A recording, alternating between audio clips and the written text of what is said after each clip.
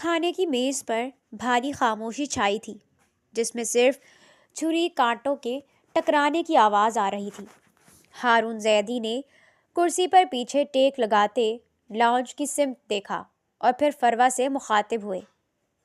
حیا نظر نہیں آ رہی؟ پورے دن سے کمرے سے باہر نہیں نکلی وہ، سب خیریت تو ہے؟ فروا ابھی جواب دینے کے لیے لب کھول ہی رہی تھی کہ شہریار نے بڑی مہارت سے لقمہ توڑتے ہوئے بات کاٹ دی۔ وہ بہت اپسیٹ ہے ڈیڈ، شاید اس کا یوکے جانا کینسل ہو گیا ہے، اس لیے سوگ منا رہی ہے۔ فروا کی آنکھوں میں غصے کی چنگاریاں ابھریں۔ اس نے فوراً ہارون کو سنبھالا۔ ایسا کچھ نہیں ہے ہارون، وہ یونیورسٹی سے لیٹ آئی تھی اور تھکن کی وجہ سے کمرے میں آرام کر رہی ہے۔ شہریار مبالغہ آرائی کر رہا ہے۔ وہ آج یونیورسٹی گئی ہی نہیں فروا آنٹی۔ شہریار نے بڑے آرام سے دوسرا لقمہ اٹھایا۔ میں نے اسے کمرے میں روتے ہوئے دیکھا تھا۔ فروا اس سے پہلے کہ اسے کوئی جھوٹا جواب دیتی، ہارون زیدی غصے اور فکر مندی سے ٹیبل سے کھڑے ہوئے۔ میں خود جا کر دیکھتا ہوں، یہ کیا مسئلہ ہے؟ ہارون نے فروا کی طرف دیکھ کر سرد لہجے میں کہا۔ فروا، تم کبھی کبھی بہت خود غرض ہو جاتی ہو، پر میں اس بچی کو تکلیف میں نہیں دیکھ سکتا۔ باپ بن کر اپنایا تھا میں نے اسے، اور میں اپنا فرض جانتا ہوں۔ ہارون کے وہاں سے جاتے ہی فروا نے غصے سے میز پر ہاتھ مارا۔ تم کچھ بھی کر لو شہریار، تم اپنے مقصد میں کبھی کامیاب نہیں ہو سکتے۔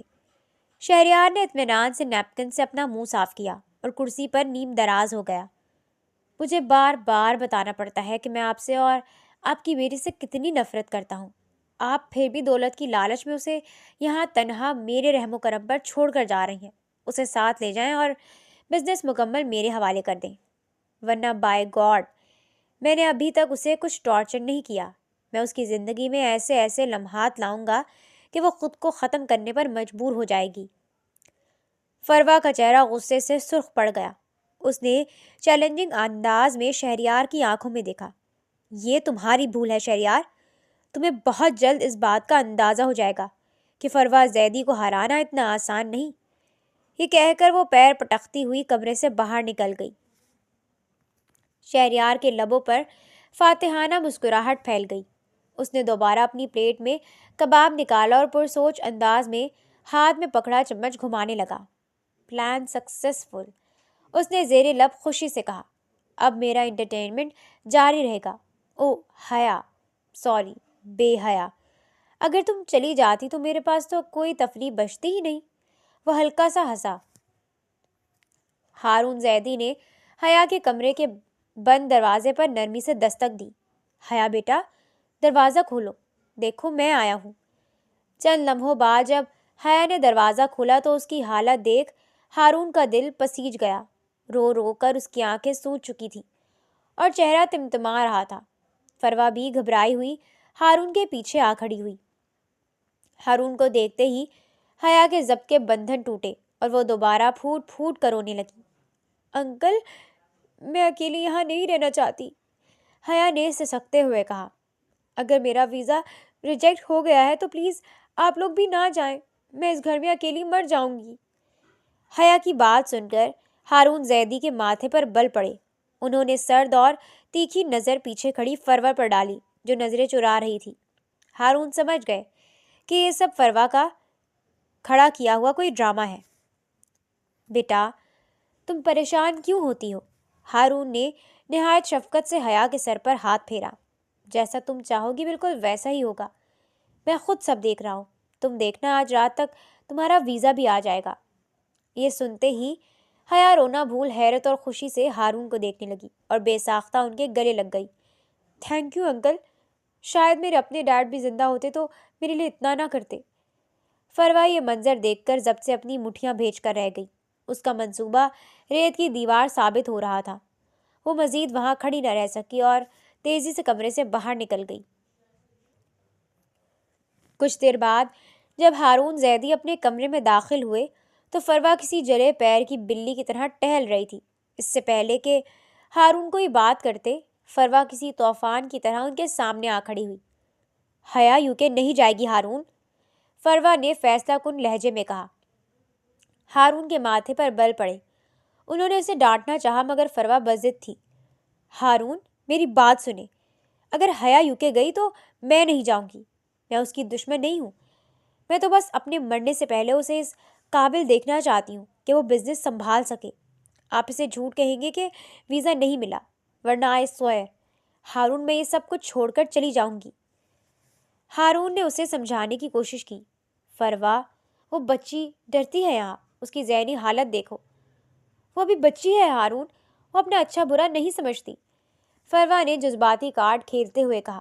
اگر آپ نے آج میری یہ بات نہیں مانی تو میں سمجھ جاؤں گی کہ اس گھر میں اور آپ کی زندگی میں میری کوئی ویلیو نہیں ہے. یہ کہہ کر فروا غصے اور بناوٹی دکھ کے ساتھ کمرے سے باہر نکل گئی. پیچھے ہارون زیدی اپنا سر تھام کر بیٹھ گئے. وہ ایک طرف اپنی بیٹی جیسی حیا کی معصومیت اور دوسری طرف اپنی بیوی کی ضد کے درمیان پس کر رہ گئے تھے. اگلے دن حیا کے چہرے کی رونق لوٹ آئی تھی. وہ چہکتی ہوئی ناشتے کی ٹیبل پر آئی جہاں شہریار پہلے سے موجود تھا. حیا نے اسے مکمل نظر انداز کیا اور خوش دل سے ہارون زیدی کو مخاطب کیا. انکل، میں نے ساری تیاری کر لی ہے. پیکنگ بھی آلموسٹ ہو چکی ہے. بس کچھ چھوٹی موٹی چیزیں رہ گئی ہیں. حیا کی آواز میں چھپی مسرت ہارون زیدی کے دل پر بوجھ بننے لگی.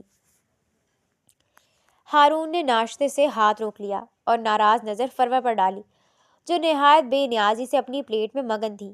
اسی لمحے شہریار کا فون بجا اور وہ ٹیبل سے اٹھتا باہر نکل گیا. ہارون نے طویل سانس لی اور حیا کا ہاتھ اپنے ہاتھ میں لیا. حیا بیٹا، تم مجھ پر کتنا اعتبار کرتی ہو. اگر میں تمہارے لیے کوئی فیصلہ کروں تو؟ حیا کا چہرہ پل بھر میں سنجیدہ ہوا.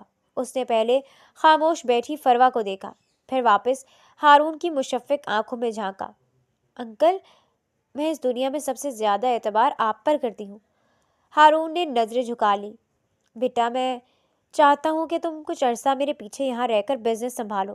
میں شہریار پر مکمل بھروسہ نہیں کر سکتا. وہ لاؤبالی ہے. تم یہاں ہوگی تو مجھے اطمینان رہے گا کہ سب تمہاری نظروں کے سامنے ہے.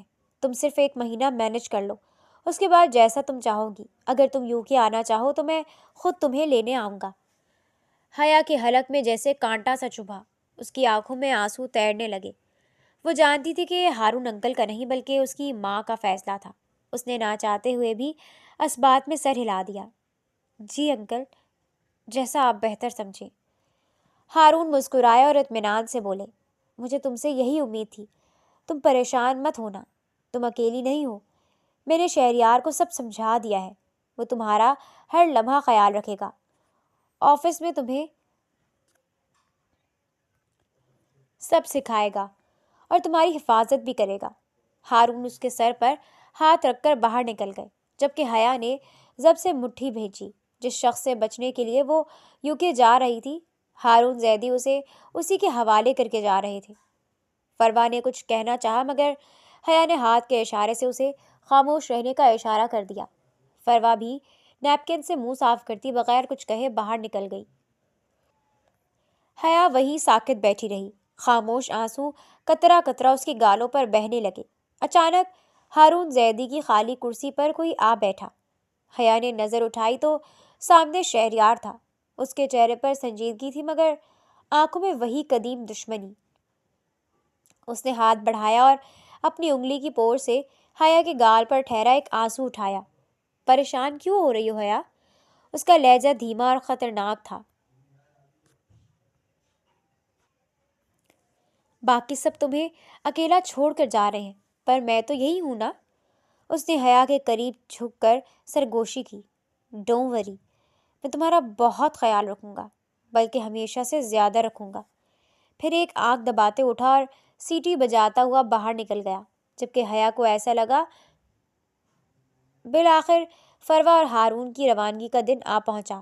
گھر میں افراتفری کا سامان تھا. ملازم سامان گاڑیوں میں منتقل کر رہے تھے. فروا روانگی سے قبل حیا کے کمرے میں آئی. اس کی آنکھوں میں نمی تھی. شاید اپنی بیٹی کو اس آگ میں تنہا چھوڑنے کا دکھ اسے محسوس ہو رہا تھا. اس نے حیا کے سر پر ہاتھ پھیرا اور ماتھا چوما. تمہیں وقت آنے پر سب سمجھ آ جائے گا حیا کہ میں نے یہ سب کیوں کیا، فروا نے بھرائی ہوئی آواز میں کہا. حیا نے تلخی سے اپنی ماں کا ہاتھ ہٹا دیا. کیا اس وقت تک میں زندہ رہوں گی ممی؟ کیا آپ کو لگتا ہے کہ شہریار مجھے بخش دے گا؟ فروا نے خاموشی سے اپنی بیٹی کے سراپے کو دیکھا۔ تم جانتی ہو حیا، تم بہت خوبصورت ہو۔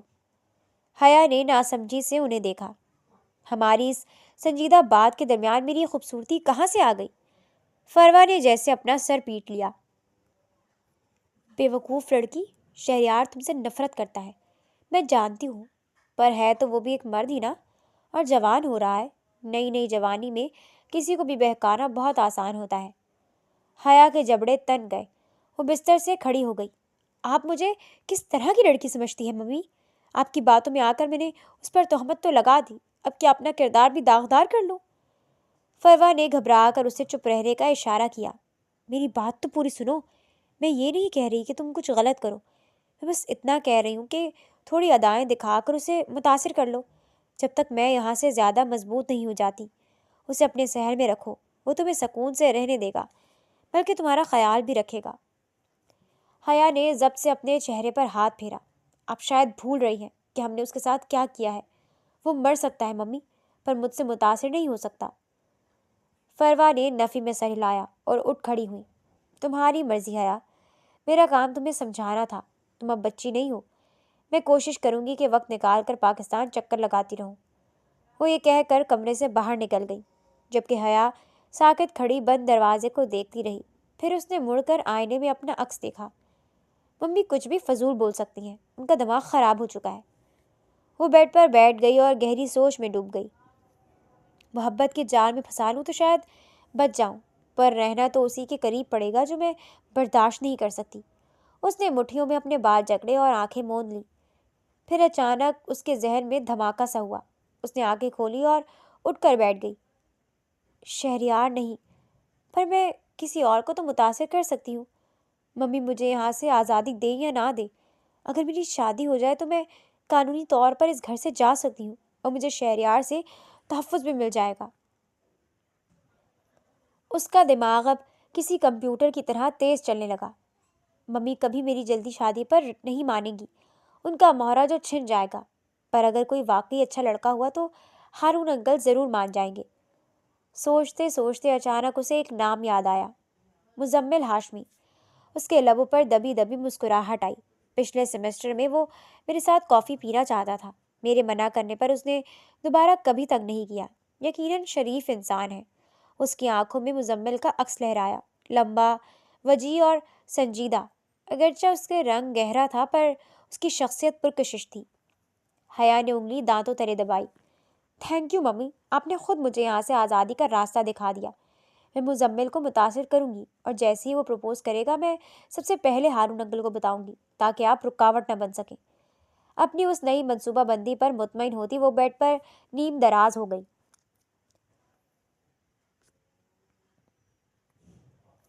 اگلی صبح مینشن میں عجیب سا سناٹا چھایا ہوا تھا۔ ہارون، زیدی اور فروا کے جانے کے بعد گھر کی رونق واپس ختم ہو گئی تھی۔ حیا نے اپنے کمرے کا دروازہ تھوڑا سا کھول کر باہر جھانکا۔ جب اسے تسلی ہو گئی کہ راہداری میں کوئی نہیں ہے تو وہ دبے پاؤں کچن کی طرف بڑھی۔ کچن میں بشرا بیوی ناشتہ تیار کرنے میں مصروف تھی۔ حیا نے قریب جا کر پوچھا، بشرا بیوی کیا بنا رہی ہیں؟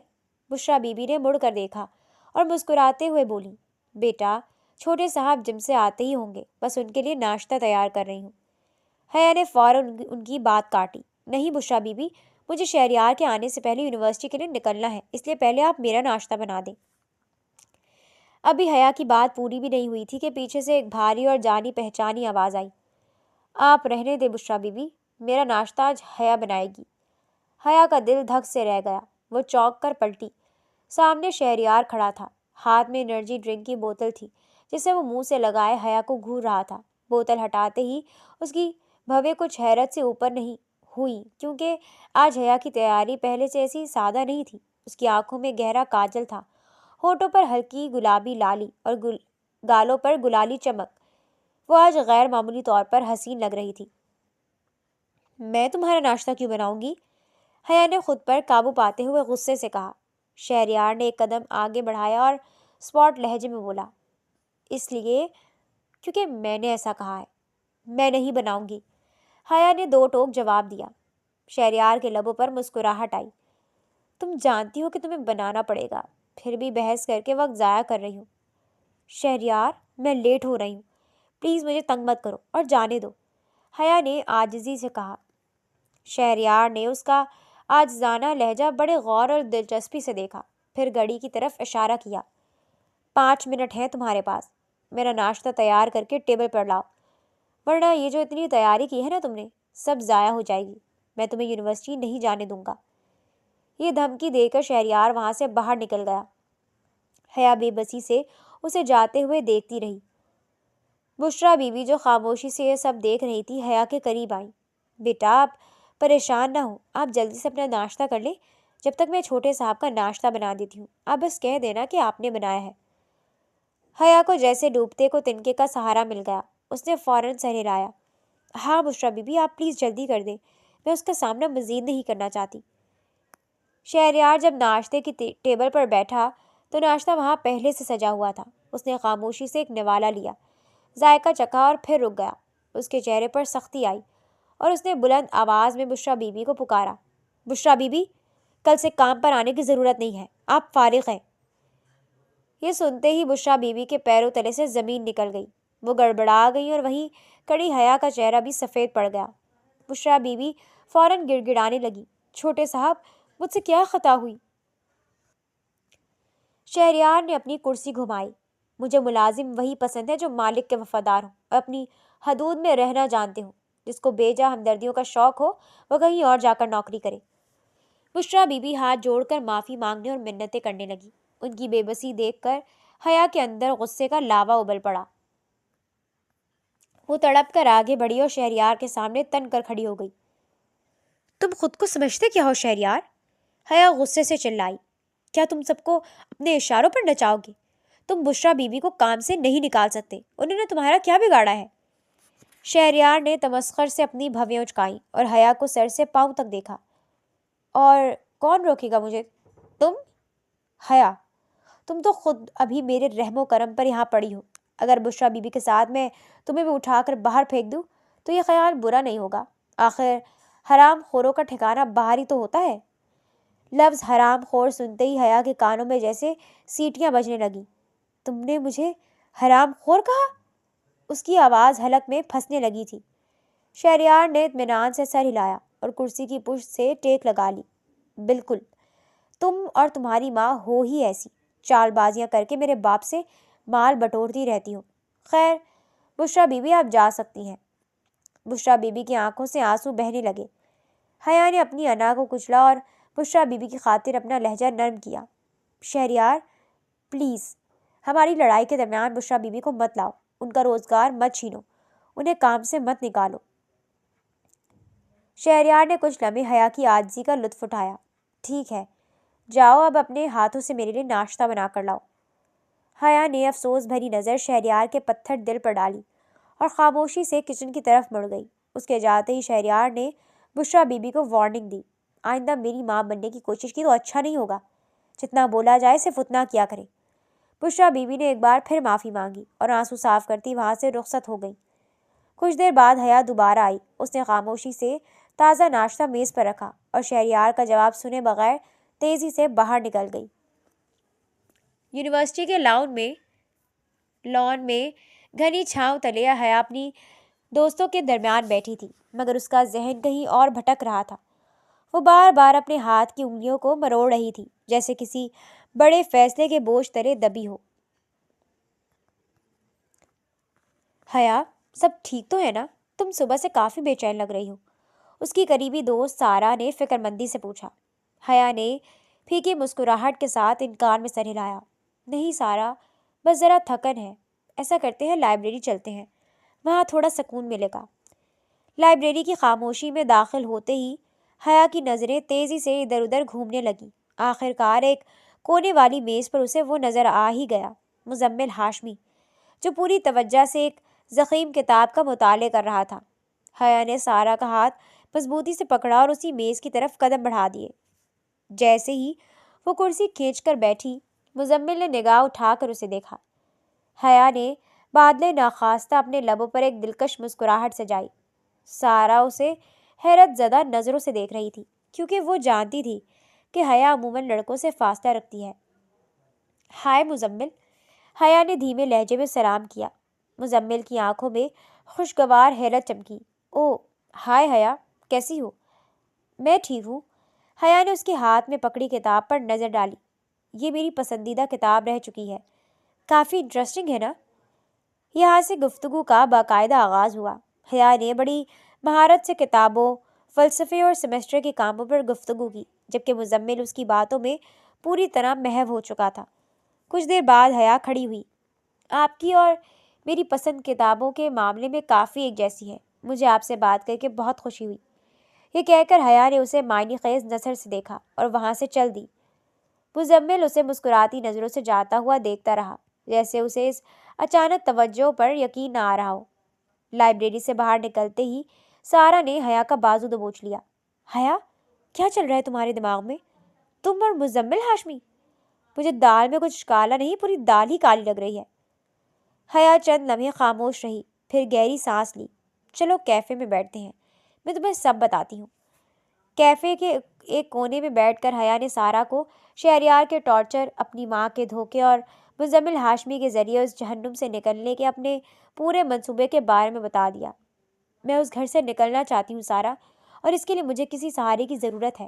مزمل ایک شریف لڑکا ہے، اگر وہ مجھے پرپوز کر دیتا ہے تو ہارون انکل مان جاتے ہیں، تو شہریار زیدی مجھے کبھی چھو بھی نہیں سکے گا۔ سارا دنگ رہ گئی۔ اسے سمجھ نہیں آ رہا تھا کہ وہ اپنی دوست کی ہمت کی داد دے یا اس کے خطرناک فیصلے پر ماتم کرے۔ سارا نے اپنا ماتھا پیٹ لیا۔ حیا، تمہارا دماغ اپنی جگہ پر تو ہے؟ ہوش کے ناخن لو۔ تم صرف شہریار سے بچنے کے لیے کسی اجنبی کو اپنے گلے لگا لو گی؟ یہ کوئی فلم نہیں ہے، یہ حقیقی زندگی ہے۔ وہ حیا کے مزید قریب ہوئی اور سرگوشی کے انداز میں اسے سمجھانے لگی۔ تم کیسے کہہ سکتی ہو کہ مزمل ہاشمی شریف ہے؟ کیا تم نے اس کا بیک گراؤنڈ چیک کیا ہے؟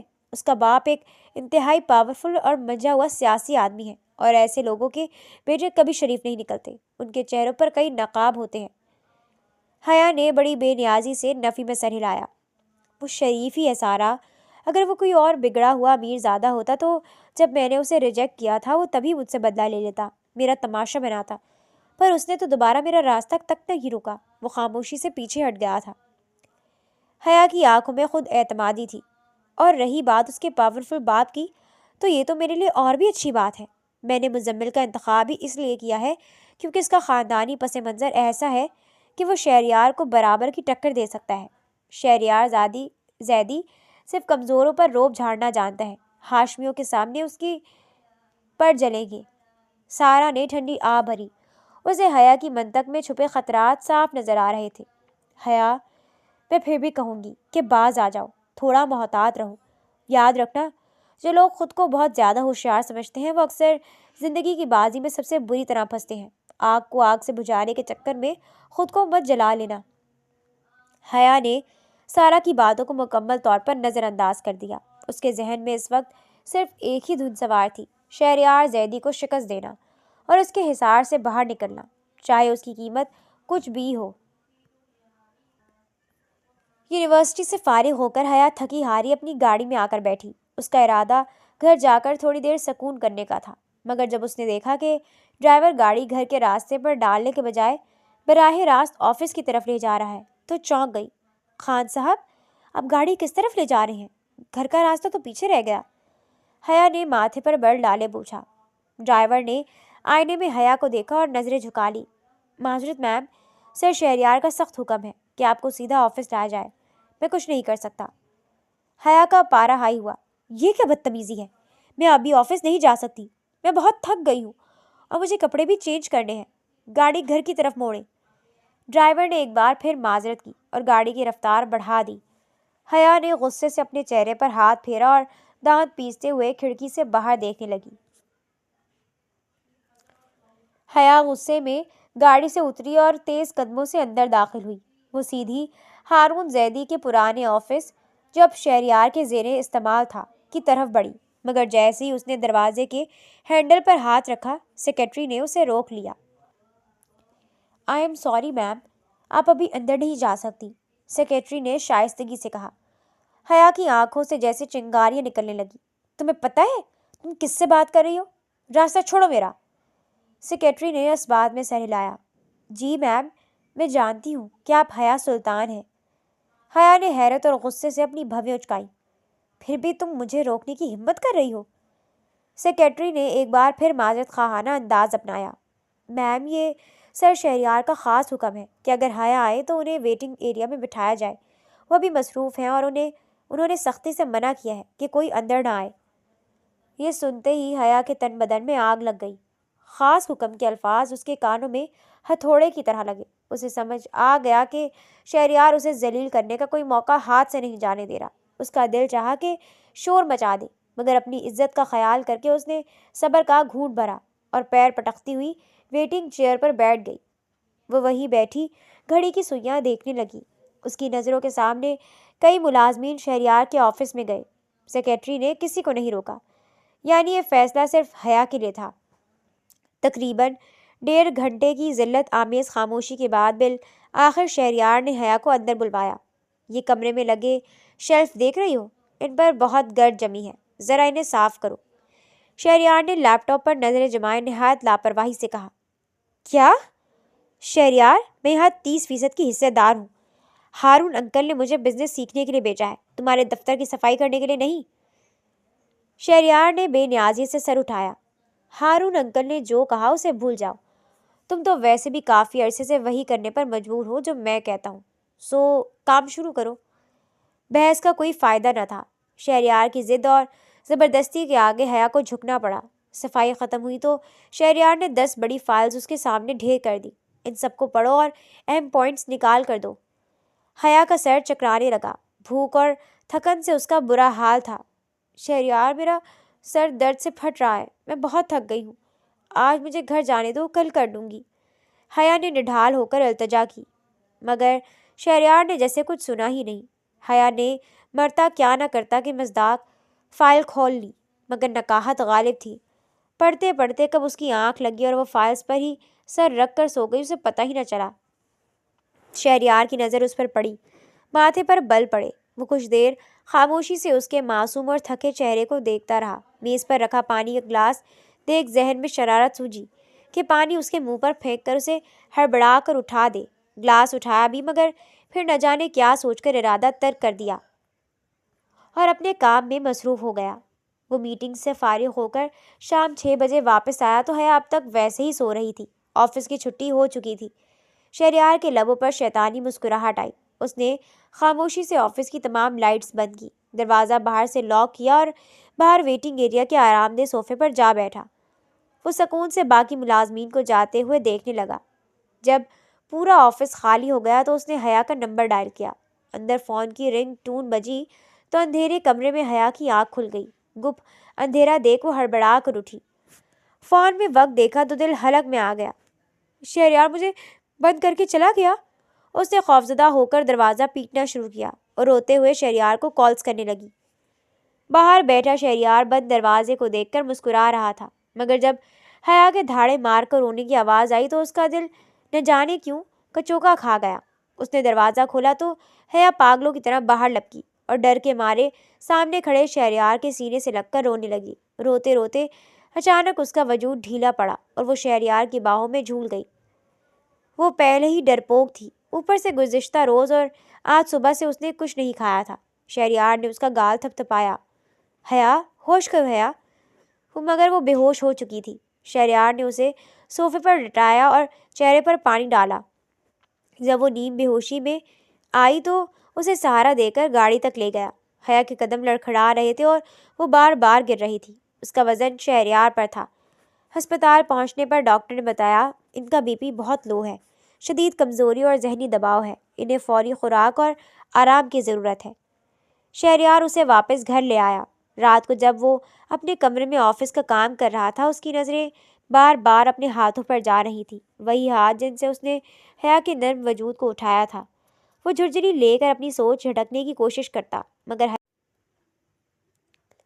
صبح کی پہلی کرنوں کے ساتھ جب حیا کے کمرے کا دروازہ خاموشی سے کھلا تو بشریٰ بی بی ٹرے ہاتھ میں لیے اندر داخل ہوئیں۔ انہوں نے بیڈ کے قریب جا کر حیا کے شانے کو نرمی سے تھپتھپایا۔ حیا بیٹا، اٹھ جائیں، صبح ہو گئی ہے۔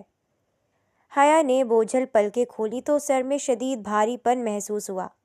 اس نے اٹھنے کی کوشش کی تو اچانک اس کی نظر اپنے ہاتھ پر پڑی جہاں کینولا لگا ہوا تھا۔ وہ ہڑبڑا کر اٹھ بیٹھی۔ اسے کچھ بھی ٹھیک سے یاد نہیں تھا سوائے اس خوفناک اندھیرے کے جس میں وہ بند تھی اور مدد کے لیے چلا رہی تھی۔ بشریٰ بی بی، یہ سب میں گھر کیسے آئی؟ حیا نے پوچھا۔ بشریٰ بی بی نے اسے سہارا دے کر بٹھایا۔ بیٹا، چھوٹے صاحب آپ کو کل رات بے ہوشی کی حالت میں لائے تھے۔ وہ بہت پریشان تھے، ڈاکٹر کے لے کر گئے، ڈرپ لگوائی، یہ دوائیاں بھی انہوں نے ہی دی ہیں کہ آپ کو وقت پر کھلانی ہے۔ حیا حیرت کے سمندر میں ڈوب گئی۔ شہریار؟ وہی شہریار جو اسے تڑپتا دیکھ کر خوش ہوتا تھا۔ وہ اسے ہسپتال لے گیا اور اس کا خیال رکھا۔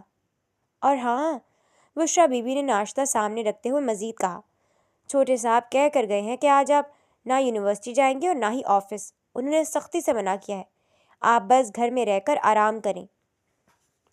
حیا کے چہرے پر حیرت کے ساتھ ساتھ بے یقینی کے تاثرات ابھرے۔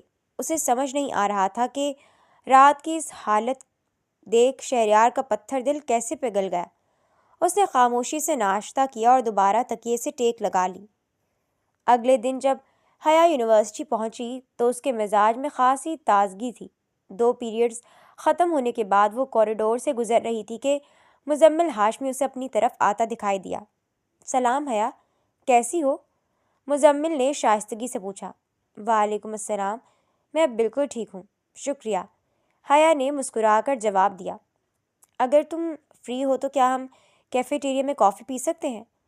مزمل کی اس پیشکش کو حیا نے نہ صرف قبول کیا بلکہ نہایت خوش دلی سے اس کے ساتھ چل دی۔ کافی پیتے ہوئے ان کے درمیان مختلف موضوعات پر گفتگو ہوئی جس نے حیا کو یہ احساس دلایا کہ مزمل کی کمپنی واقعی بہت پرسکون ہے۔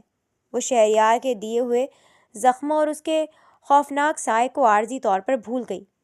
ان دونوں نے ایک دوسرے کے نمبرز بھی ایکسچینج کیے۔ واپسی پر جب وہ گاڑی میں بیٹھی تو مزمل کا پہلا میسج موصول ہوا۔ میسج پڑھتے ہی حیا کے لبوں پر بے ساختہ مسکراہٹ پھیل گئی۔ وہ میسیجز پر گفتگو میں اس قدر محو تھی کہ اسے اندازہ ہی نہیں ہوا کہ ڈرائیور اسے گھر کے بجائے دوبارہ آفس لے آیا تھا۔ جیسے ہی گاڑی رکی اور حیا نے نظریں اٹھا کر آفس کی عمارت دیکھی، اس کے چہرے کے زاویے بگڑ گئے۔ اس نے جھنجھلا کر فون بیگ میں ڈالا اور گاڑی سے اتر کر اندر چلی گئی۔ آج پھر وہی پرانا منظر تھا۔ سیکرٹری نے اسے آدھا گھنٹہ ویٹنگ ایریا میں بٹھائے رکھا۔ جب شہریار نے اسے اندر بلوایا تو اس کے سامنے وہی فائلز پٹک دیں جو ادھوری رہ گئی تھیں۔ حیا نے کوئی بحث نہیں کی، خاموشی سے فائلز اٹھائیں اور کمرے میں موجود کاؤچ پر بیٹھ گئی۔ وہ فائلز کا مطالعہ شروع کر چکی تھی لیکن ساتھ ہی ساتھ اس کے فون کی میسج ٹون مسلسل بج رہی تھی۔ وہ ہر میسج کا جواب ساتھ ساتھ دے رہی تھی اور کوئی میسج پڑھ کر تو اس کے ہونٹوں پر دل فریب مسکراہٹ آ جاتی۔ شہریار جو اپنے لیپ ٹاپ پر مصروف تھا بار بار بجتی ہوئی ٹون سے زچ ہو گیا۔ اس نے نگاہ اٹھا کر حیا کو دیکھا۔ اسے حیا کے انداز بدلے ہوئے لگے۔ وہ آج خوفزدہ یا تھکی ہوئی نہیں تھی بلکہ اس کا چہرہ کسی انجانی خوشی سے دمک رہا تھا۔ شہریار کو یہ نان سیریس رویہ ایک آنکھ نہ بھایا۔ آؤٹ، شہریار نے اچانک سخت لہجے میں کہا۔ حیا چونکی۔ کیا؟ آئی سیڈ آؤٹ، شہریار نے کرسی سے پشت ٹکاتے ہوئے کہا۔ میں اپنے آفس میں یہ غیر سنجیدہ رویہ بالکل برداشت نہیں کروں گا۔ اگر تمہیں چیٹنگ کرنی ہے تو باہر جاؤ۔ حیا لب بھیجتے ہوئے کھڑی ہو گئی۔ ٹھیک ہے، میں جا رہی ہوں۔ وہ مڑی ہی تھی کہ شہریار کی آواز دوبارہ گونجی۔ 10 منٹ ہیں تمہارے پاس، مجھے ان فائلز کا تمام کام مکمل چاہیے۔ حیا کا منہ حیرت سے کھل گیا۔ یہ 10 منٹ کا کام نہیں ہے شہریار، تم مجھے پھر سے ٹارچر کر رہے ہو۔ اگر تمہارا ارادہ یہی تھا تو اس دن مجھے ہسپتال کیوں لے کر گئے تھے؟ مجھے وہیں مرنے دیتے۔ شہریار دھیرے سے اپنی کرسی سے اٹھا اور اس کے قریب آ کھڑا ہوا۔ اس نے نفی میں سر ہلایا۔ تم نے میری مدد کا غلط مطلب لے لیا حیا۔ میں نے تمہاری جان اس لیے بچائی تھی تاکہ تمہیں واپس ٹارچر کر سکوں۔ میں تمہیں اتنی آسانی سے مرنے نہیں دے سکتا۔ ابھی تو بہت سے حساب باقی ہیں۔ اس کی آنکھوں میں وہی قدیم صفاقی لوٹ آئی تھی۔ اب بکواس بند کرو اور نکلو یہاں سے۔ یہ فائلز لیتے ہوئے جاؤ اور 10 منٹ میں کام ختم کرو۔ حیا نے اپنی آنکھوں میں ابھرنے والے آنسوؤں کو ضبط کیا۔ اسے نفرت بھری نظر سے گھورا اور فائلز جھپٹ کر کمرے سے باہر نکل گئی۔ اگلے کچھ دن شہریار کے لیے بے حد مصروف تھے، لیکن اس مصروفیت کے باوجود اس کی عقابی نظریں حیا میں آنے والی تبدیلیوں کو مسلسل نوٹ کر رہی تھیں۔ حیا پہلے کی طرح اس سے بحث نہیں کرتی تھی، بلکہ چپ چاپ اس کی ہر بات مان لیتی۔ وہ گھنٹوں فون میں مگن رہتی اور اکثر اس کے لبوں پر پھیلنے والی بے ساختہ مسکراہٹ شہریار کے اندر انجانی چبھن پیدا کر دیتی تھی۔ اگلے دن شہریار نے ڈرائیور کو گھر بھیج دیا اور خود حیا کو یونیورسٹی سے لینے پہنچا۔ وہ اپنی کالے شیشوں والی گاڑی میں بیٹھا پارکنگ سے باہر نظریں جمائے انتظار کر رہا تھا جب اسے دور سے حیا آتی دکھائی دی، مگر وہ اکیلی نہیں تھی۔ اس کے ساتھ مزمل ہاشمی تھا اور دونوں کسی گہری گفتگو میں مصروف تھے۔ شہریار نے اسٹیئرنگ وہیل پر اپنی گرفت مضبوط کر لی۔ اس نے دیکھا کہ حیا کس قدر کھل کر مسکرا رہی تھی۔ اس کے انداز میں بلا کی بے تکلفی تھی۔ جیسے ہی وہ دونوں گاڑی کے قریب پہنچے، مزمل نے ادھر ادھر دیکھتے ہوئے کہا، حیا، آج تمہارا ڈرائیور نظر نہیں آ رہا، اگر تم کہو تو میں تمہیں ڈراپ کر دوں؟ حیا نے حیرانی سے گردن گھمائی، مگر جیسے ہی اس کی نظر فرنٹ سیٹ پر بیٹھے شہریار پر پڑی، اس کے پیروں تلے سے زمین نکل گئی۔